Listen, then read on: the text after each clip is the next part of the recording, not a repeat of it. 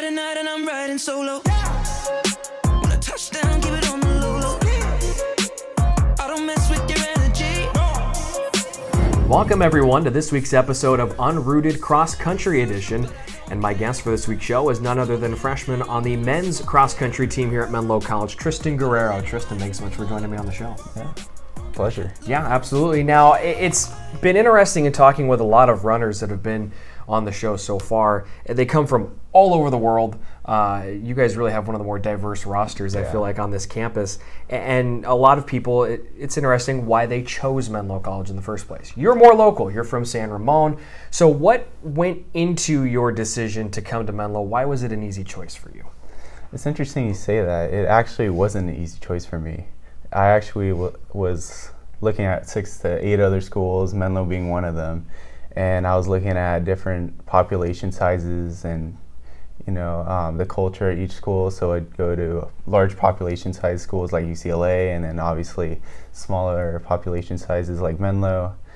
And when it came to the end, it was between Menlo and St. Mary's, actually. St. Mary's being my number one throughout my whole senior career. And the reason I came here was that community feel I felt from the people on this campus, the sense of being wanted here, and yeah, just the great vibes that Menlo produces here. Absolutely. Not to knock St. Mary's in any way, because they're a fantastic university, but I think you made the right call by going to Menlo. Yeah, now I'm here. Yeah, and would you say that you've made the right choice? Yeah, for sure. That's really the only answer you can give on air, because otherwise that's just wrong. So yeah. So you have to say that whether it's true or not, but we all know it's true. Yeah. And Menlo's very fortunate to have you so far, and your very unique personality, I would say, on social media, on Instagram. I found through some fantastic investigative research for this show, there's a picture on your Instagram of you and a dolphin, and you're dabbing.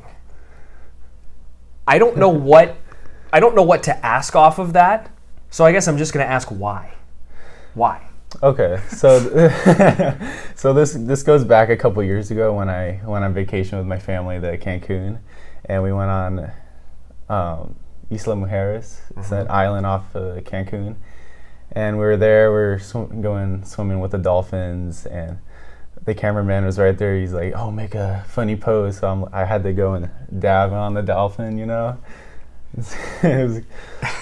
It's just the first thing that pops in your mind when there's a funny pose. Like you just got to hit. No, the dab. actually, my dad was calling. He's like, "Dab, dab." I'm like, "Okay." Oh, he's the one telling you to. Yeah, he actually was. Yeah. Wow. So I give him credit for that. Wow, that's impressive. Yeah, I don't know if my parents would have even known what a dab was a couple years ago. So that's fairly impressive, actually. That you learned from the best right there. And I have to say, in a good way, it made me laugh. It was a fantastic picture, and yes, very professionally well done. Yeah. And it just, I don't know. I just had to ask about it because I'm like, what am I going to ask about? Oh, he's dabbing with a dolphin. It just it worked, and it was something we needed to bring up on the show, no doubt about it. Yeah, it definitely was. How was one of my memories? How was the rest of the vacation? Oh, it turned out to be an awesome vacation. Yeah, it sounds like, I mean, if you're dabbing with dolphins on a vacation, it had to have been pretty darn special. Oh yeah, it definitely was. What was the highlight? That definitely was the highlight of the trip, swimming with the dolphins. I never swam with a dolphin before that, and that was definitely an experience. And you got to cap it off with a little bit of a... Yep. All right, now let's talk about the team here a little bit, Tristan. The most recent race for the Oaks was against Sacramento State, or a meet hosted by Sacramento State, and Menlo broke 4 school records across the 2 cross-country teams. How excited are you all to be having the kind of start that you are to 2019? Oh, I'm very excited for the season we're having so far. We have such a great men's team, and despite having not a full girls team last year, the girls teams are doing awesome right now. And I think we just have the potential of going to nationals. I know I'm saying, knock on wood, you know, be safe, but we're up there with number 1 seed Masters, and I think we could show them a good race at GSAC. I think you can, and you're going to get a chance for that here this weekend, but we'll talk about that in a moment. On the men's side specifically, this is one of the deepest rosters the Oaks have ever been able to field. I mean, everyone's running around the 27-minute mark or better on these 8K races. How do you guys push each other every single day and every single race to get better and better? Yeah, I really think it all starts down to the training that we have and every practice that we go to. And when it comes down to whether you are hurt or you have aches and pains, we kind of just tell each other we gotta get through this, positive mindset. And I just feel if we have a positive mindset in the workout, it just equals a great workout itself and it pushes us to go and have a great race. The next race we have, And the results are definitely showing on the men's side as well as the women's side. You mentioned the fact that now they have a full squad. It's the first time in about 2 years the women's cross-country team has been at a full squad and currently ranked number 4 in the GSAC right now. Yeah, what can you say about the way that the women have been following so closely behind what you guys are doing, and even more impressive in the fact that it's really their first year? Yeah, you know, since it is the first years that the women have a full squad together, and I think it's just the team bonding that we have between the men's side and the women's side that brings us together, and we just have going back to that positive mindset, and as long as we have that positive mindset, it boosts our confidence, and hence we race better in the actual race itself. So as long as we keep having and pushing that positive mindset, I think we'll have a great ending to the season. For sure. It's going to just keep trickling down, and hopefully we see it trickle down this week. We talked about the fact that you get a chance to go toe-to-toe with the Masters. You got a pre-conference meet this weekend hosted by Vanguard. It's going to feature a lot of GSAC competition. How are the Oaks going to use this race as kind of a way to say, hey, we belong here. We belong to compete with you guys? We're just gonna show our division GSAC that, hey, we're Menlo, we're the Oaks in town. We're the new up and coming team that wants to come and kick butt, and no one really knows about it. So we're trying to create that spark in GSAC itself, and we're gonna show Masters like who the Oaks are and see if we could beat them, the Nationals, and be that first seed team. Yeah, well, the Oaks are creeping up the conference rankings and the national rankings as well, still in the receiving votes category, but the Oaks have more than doubled their votes since the first poll, so a good showing here at this one hosted by Vanguard. You never know, the Oaks could be in the top 25 for the first time. All right, Tristan, let's get into the final segment of the show. It's called Brownie Bites. I'm going to ask you 3 off-the-wall questions. Give me your best answers. Question number 1, which teammate is the worst dabber? Ooh. I'm going to have to go with my boy Logan Pine. Really? Yes.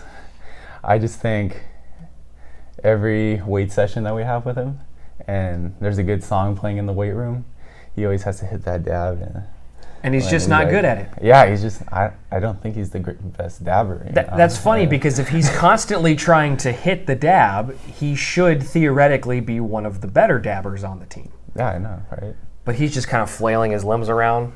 Yeah, he just like, and then he doesn't add any flair to it or anything, but hey, I give him props for doing it. Yeah, I mean, someone's got to be the one who we can laugh at when we're doing the dab, right? So I guess that must be you, Logan. Question number 2, which teammate has the most pictures on their social media accounts? Ooh. It's not you. Yeah, it definitely isn't me. I'm actually going to have to go with Coach Crines for that. He is very active. Yeah, he always posts every day what we're doing. He always posts those action shots of us and some videos, and it's funny because my family friends follow him, and my friends always text me a picture of me from his Instagram page, so I get a lot of laughs from that. He does do a great job of promoting these cross-country and track and field teams here at Menlo College, and we appreciate that. A little publicity on his own personal page. We love it. And then question number 3, since we are getting awfully close to Halloween, I feel like this is an appropriate question to ask. Which teammate would go for a morning run in their Halloween costume? Yeah, I'm going to have to go with Andrew Abbey.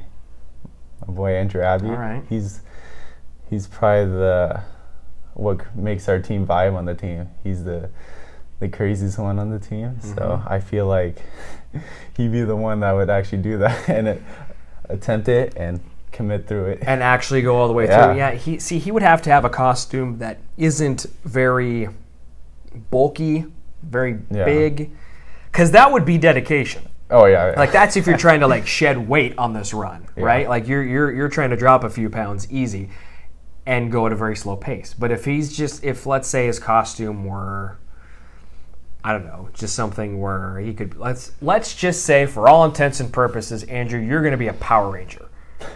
That's the first thing that came to my mind. Yeah. That's a relatively easy costume to run in. Yeah, it's flashy enough for people to know. And it's and it's flashy enough. And who knows? I mean, you might have superpowers. You might be able to run faster. I have no idea. Very true. Yeah, but now it'd be really creepy if Andrew actually was a Power Ranger for Halloween, because then, well, that means he watches Unrooted, and that means he would take the advice that I am apparently trying to give to him. I don't know. What are you going to be for Halloween? I'm actually thinking of buying a purge mask and just wearing those. You know, I'm one of those guys that just wears a mask. No, see, you had me until you said purge. Then I'm out. I'm actually, ironically, I don't like scary movies. Okay. So. Okay, so I'm with you there. So yeah, but I'll be the one scaring other people, not being scared. I'll make sure to not find you at all on Halloween. Okay. Because I want no part of that. Especially after the one time I saw The Purge, and it wasn't. It wasn't. Yeah, pretty. It wasn't pleasant. No, it wasn't pleasant. Not for me. We'll leave it at that. Tristan, thanks for joining me on the show. I appreciate it. Yeah, you're welcome, folks. The cross-country teams this weekend, a pre-conference meet down in Southern California as they head down to Orange. They'll be running in the Vanguard Invitational, hosted by Vanguard University. A lot of GSAC competition this weekend, and so the Oaks trying to make their mark in the conference and perhaps climb up into the national rankings. We invite you to tune into the next episode of Unrooted Cross Country Edition, when Tristan Guerrero will select the next interviewee by me, Brian Brownfield, right here on the show. Until then, we'll see you next time. Take care, everyone. Friday night and I'm riding solo.